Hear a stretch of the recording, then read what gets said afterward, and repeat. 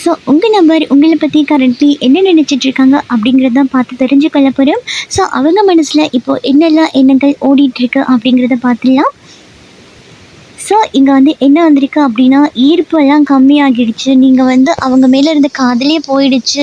நீங்கள் வேண்டான்னு தூக்கி போட்டுட்டு போயிட்டீங்க அப்படின்னு அவங்க ரொம்பவே கவலைப்பட்டுட்டு இருக்காங்க அப்படி தான் சொல்ல முடியும். ஏன்னா இவங்க உங்கள் கூட இருக்கிற எல்லாத்தையுமே செலிப்ரேட்டாக பண்ணணும், உங்கள் கூட என்ஜாய் பண்ணணும் அப்படின்னு நினச்சிருப்பாங்க.